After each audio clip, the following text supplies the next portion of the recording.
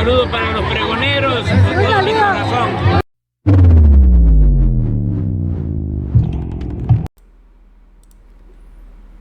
Pregoneros, bienvenidos a una nueva transmisión más. Es un placer estar nuevamente con ustedes, servidor Irving Rodríguez, transmitiéndoles desde su canal. Antes de irnos siguiendo la información, si es de tu agrado, ayúdanos con ese like, compártela para que pueda llegar a más gente y se entere de esta situación. De antemano te deseo tengas un excelente día. Nos encontramos ya a sábado 24 de diciembre del 2022. Si nos estás viendo por primera vez, muchísimas gracias por tu tiempo y por tu espacio. Solamente pido tu apoyo con la suscripción para que cada día podamos ser más en esta gran familia pregonera. Señores, las cosas tarde que temprano tienen que salir a la luz. Vimos lo que ha ocurrido ahí en el estado de Tamaulipas, en este proceso de entrega-recepción. El gobernador actual, ahí en Tamaulipas, Américo Villarreal, en una conferencia de prensa había dado a conocer todas estas irregularidades y el desfalco que se llevó a cabo en este estado. Pues bueno, reaparece el doctor Santiago Nieto, que ahorita en el estado de Hidalgo es el encargado y ha sido nombrado por Julio Menchaca para poder ahora sí que desmenuzar toda esta situación y ver el robo al erario público y todas las irregularidades que se han presentado. Pues bueno, ¿qué es lo que dejó el PRI en el estado de Hidalgo? Pues aquí lo relata el doctor Santiago Nieto, y una situación que tiene que ser ventilada para que también nos demos cuenta cómo dejan las administraciones estos gobiernos de oposición. Porque antes, desafortunadamente, como llegaban al poder, nunca se sabía qué pasaba. Todo para ellos era miel sobre hojuelas, y lo que se encargaban era de sepultar todos estos atropellos que hacían desde el poder. Pues ya no. Ya en Tamaulipas se abrieron también carpetas de investigación contra los responsables. Ya se sabe cuánto fue el desfalco aproximado, porque puede haber más. Y en Hidalgo, en un gobierno que dejó el PRI, esto fue lo que encontró el doctor Santiago Nieto. Escuchen ustedes. Y es muy importante viralizar y que se sepa toda esta información. Bueno, el punto es que Julio Menchaca, lo que encontramos al llegar a la Procuraduría eran 133,000 carpetas de investigación y casi 6,000 averiguaciones previas pendientes de la administración anterior. Encontramos una Fiscalía Anticorrupción que no había judicializado una sola carpeta de investigación, y encontramos una Fiscalía Electoral que tenía solamente 9 carpetas de investigación vinculadas con el proceso electoral del año 2022, casi todas armadas en contra de personajes de Morena, vinculados con Morena. Prácticamente ninguna relacionada con el PRI. Cuando llegamos, faltaban judicializar 2 carpetas que tenían que ver, una con el Partido Verde Ecologista de México y otra sí con el PRI por violencia política de género, y una de ellas inclusive pues ya logramos la vinculación a proceso. Pero servicios periciales en un mal estado, malos sueldos, ausencia de un servicio civil de carrera e indicadores pues muy negativos. Por ejemplo, era el de las 32 entidades federativas y la Fiscalía General de la República, digamos de las 33 procuradores y fiscalías del país, la del presupuesto más bajo era precisamente Hidalgo. Y bueno, y esto se reflejaba en que pues, tenemos un alto nivel de conductas delictivas que finalmente no se investigaban o no se tenía o se resolvían de una forma política. La vinculación a proceso cuando llegamos era del 4% de lo que es del número total de carpetas judicializadas, la verdad muy por debajo del estándar nacional, y nuestro índice de saturación ministerial de cuántas carpetas tienen por Ministerio Público y cuánto tarda el Ministerio Público en sacarlas era del 60%, cuando a nivel federal estamos al 50% de congestión. Entonces eran como muchos indicadores que nos decían que algo estaba mal en la Procuraduría, y bueno, pues sobre todo pues el tema pues de la escasa generación de asuntos vinculados con la investigación de la clase política. Julio Menchaca lo que ha planteado es que esto tenía que cambiar, así como lo está planteando también Américo Villarreal en Tamaulipas, aunque ahí el fiscal no ha sido aún removido, pero la verdad es que es una agenda pendiente con la justicia, lo que vemos en estos gobiernos de la Cuarta Transformación que están entrando en los estados. Ahora, en el caso específico de la Procuraduría todavía, en el caso de Hidalgo, ¿qué tanta potencia tiene ahora en el nuevo gobierno para sancionar conductas que no sean solamente de delincuencia común, sino que también se sancione la delincuencia de cuello blanco. Ojo, porque sabemos que el doctor Santiago Nieto ahorita se encuentra en la Procuraduría General de Justicia y también desde hace muchísimo tiempo se pide que haya mano dura o más bien justicia, como bien dice Álvaro Delgado, para esta gente de cuello blanco, a estos que nunca pierden su respetabilidad, como diría nuestro presidente, y al contrario, son muy bien vistos, ¿no? Pues no, las cosas en Hidalgo, al menos ahorita, de la mano de Santiago Nieto, va a tener otro rumbo.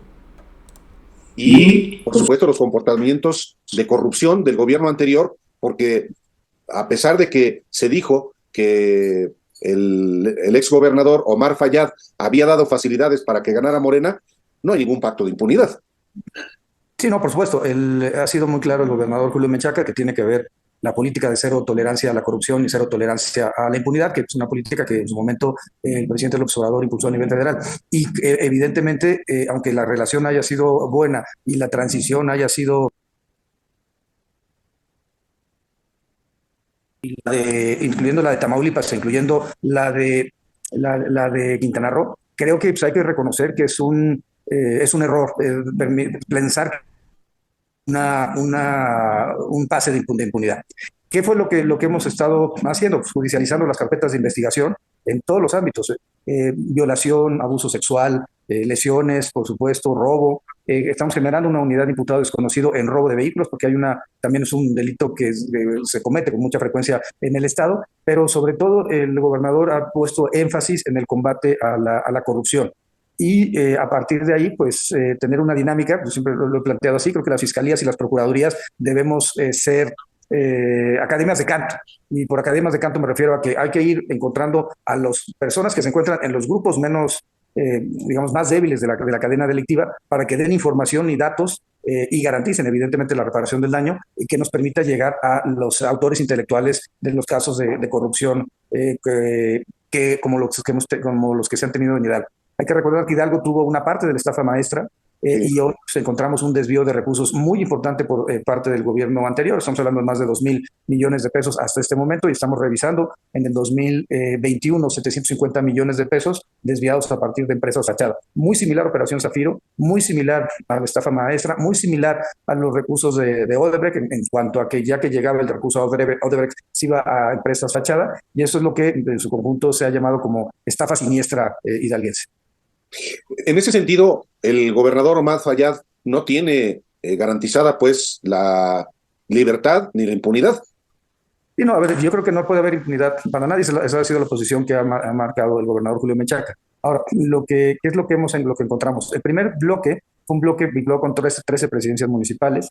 En este momento tenemos ya 3 presidentes municipales con prisión preventiva justificada. Tenemos a 2 presidentes municipales prófugos de la justicia, que de hecho ya fueron removidos del cargo por parte del Congreso del Estado, y tenemos un 6º presidente municipal que nos acaban de librar la orden de aprehensión, y que bueno, pues estamos evidentemente con la idea de cumplimentar. ¿Cuál es la postura? La postura es muy sencilla. Ellos mencionan que fueron engañados o fueron utilizados por parte de secretarios del gobierno de Omar Fayad y lo que les hemos dicho es que nos den la información eficiente y la documentación eficaz, que lo comparezcan en el juicio, y tercero, que garanticen la reparación del daño para efecto de poderles otorgar un criterio de oportunidad, siempre y cuando nos permitan ir avanzando en la escalera del grupo delictivo. Estamos hablando de 522 millones de pesos de las 13 presidencias municipales en 2022, pero también estamos hablando de más de 1,400 millones que fueron desviados del gobierno estatal, de las secretarías del gobierno estatal, particularmente educación, salud, y por supuesto la Secretaría de Finanzas tenía relación con todos estos procedimientos que al final mandaban el recurso a las secretarías y las secretarías terminaban contratando empresas prácticamente de fachada para poder, un caso de la Secretaría de Educación Pública, atender un supuesto hackeo, cuando la empresa 2 días antes del hackeo cambia casualmente su objeto social para poder tener dentro del objeto social de la empresa la posibilidad de generar recuperación de información que hubiera sido perdida o afectada por un hackeo. Es demasiada coincidencia que 2 días antes se cambie el objetivo social para efecto de que esta empresa pudiera ser contratada. Y también tenemos empresas fachada que las hemos buscado tanto en Oaxaca como en Jalisco, y que resulta que son empresas que no, simple y sencillamente no existen. Un instituto humanista que termina recibiendo pues, más de 240 millones de pesos para un diagnóstico sobre el COVID, y tenemos, así como ese caso, pues muchos contratos que finalmente pues, no se efectuaron. En el caso particular de las presidencias municipales, eran contratos para comprar insumos para el COVID, que nunca se compraron, para rehabilitar caminos, para desasolvar presas, para caminos de corte rural y también de vías primarias de los municipios, y Sí. fueron recursos que llegaron a la presidencia municipal, que no fueron autorizados por el Cabildo, que el Cabildo nunca tuvo la autorización, que se adjudicaron de manera directa a empresas fachada, que se ejercieron los recursos a pesar de que existían pruebas documentales y técnicas con fotografías de que no se habían desarrollado los trabajos. Y bueno, esto fue en los procesos entre enero y abril de este año, y pues creemos que ese recurso pues, iba a ser destinado para el pecunio personal de estos personajes, pero también para las campañas electorales. Ahora bien, vuelvo al tema de la pobreza. Hidalgo es un estado muy pobre, los municipios son muy pobres, y es la verdad terrible que un municipio como Singilucan desvíe 109 millones de pesos, o como Nopala desvíe 71 millones de pesos, o como, no sé, Pasoyucan esté desviando 44 millones de pesos, cuando la verdad las necesidades de los municipios son muy grandes. Sí, es que efectivamente todavía es un crimen mayor que roben el dinero para los más pobres. Pero en ese sentido, doctor Santiago Nieto Castillo, ¿cuántas resistencias hay? Porque si va a comenzar a aplicarse la justicia en Hidalgo, también deben tener medido cuáles serán las resistencias que encuentren de parte de esos intereses que han saqueado la entidad. Sí, la verdad es que hay resistencia inclusive al interior de la Procuraduría. Lo que hicimos fue generar un grupo especial de gente de absoluta confianza para integrar esas carpetas de investigación. Hay personas de origen hidalguense que trabajaron conmigo en FEPADE, y que hoy encabezan áreas importantes en la Procuraduría, y que son los que, entre otras personas de mi equipo y de las personas que ya se encontraron en la Procuraduría, hemos generado estos casos. También tenemos otro bloque, decía, de temas de violencia política en contra de las mujeres. Tenemos ya un presidente municipal y un tesorero que terminaron ofendiendo del Partido Verde Ecologista. ¿Qué tanta similitud existe entre el estado de Hidalgo, donde tienes una figura de encargado del despacho de la Procuraduría, y el estado de Tamaulipas, donde también tienes un trabajo como en su momento fue parte del equipo de transición? ¿Qué características son semejantes y qué las hacen distintas a las dos entidades? Bueno, una característica es que también Cabeza de Vaca operaba con empresas fachada. Y operaba con empresas fachada, una red de unas 50 empresas fachada, que terminaron recibiendo la mayor parte de las contrataciones gubernamentales. Empezó en 2016 con 6 empresas, y ya para 2022 ya era un descaro. Por supuesto, pues vinculadas a Javier Lozano, entre otros personajes.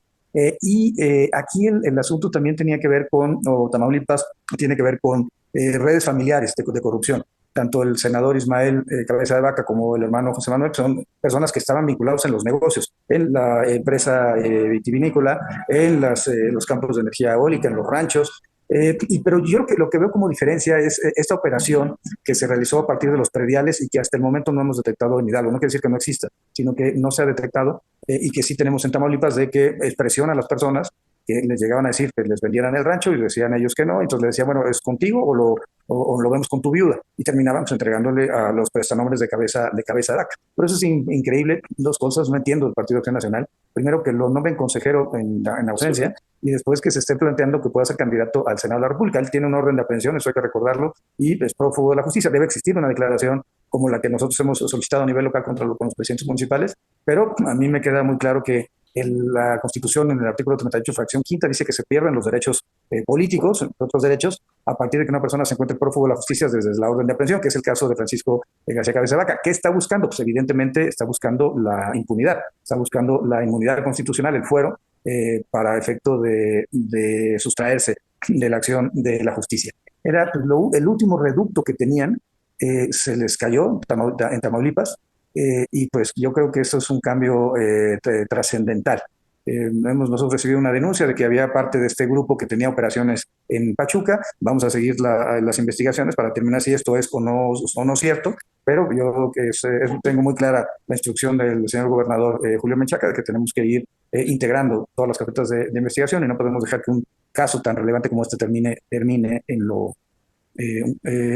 la impunidad, ¿no? Correcto. En el caso específico de Francisco Javier García Cabeza de Vaca, la maniobra que, según sabemos, se ha preparado es que efectivamente, como hay una orden de aprehensión en su contra, pero no tiene, la polémica es si tiene vigentes sus derechos políticos. Él podría lograr un amparo y, digamos, ya logró que la Fiscalía del Estado de Tamaulipas le entregue una carta de antecedentes no penales. Y con eso, supuestamente, podría registrarse para ser el candidato del PAN, del PRI, del PRD a senador en la elección extraordinaria del 19 de febrero. Jurídicamente, a su juicio, doctor, ¿puede ser candidato o no? A ver, yo creo que podrían, si un juez de distrito le otorga la suspensión sobre respecto a la orden de aprehensión, pues evidentemente podría ser candidato, aun cuando pues,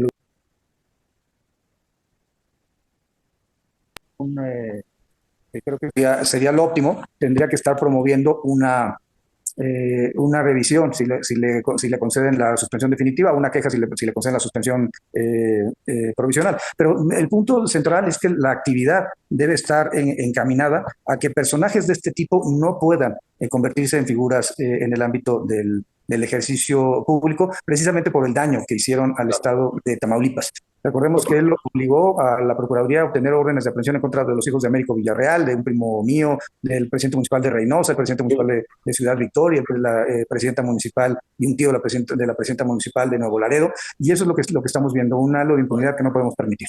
Correcto. ¿Puede activar su cámara, doctor? Sí, por supuesto. Se apagó la cámara. Es muy importante lo que... Pues así las cosas, tanto en Hidalgo como en Tamaulipas, y el doctor Santiago Nieto aclara qué es lo que va a pasar en el ámbito de la Procuraduría, cosas que como ustedes pueden o escucharon, muchos gobiernos aprovecharon del tema de la pandemia, hicieron de las suyas, así son los priistas, así son los panistas, e imagínense, si hubieran tenido el acceso a vender las vacunas, no hombre, iban a hacer un negociazo y se iban a olvidar de la gente, como acostumbran. Nos vemos en una siguiente emisión. Que tengan la verdad una bonita cena familiar y mañana una bonita Navidad. Nos vemos. Recuerden, la información está ahí y depende de todos nosotros el pregonarla. Nos vemos en una siguiente emisión.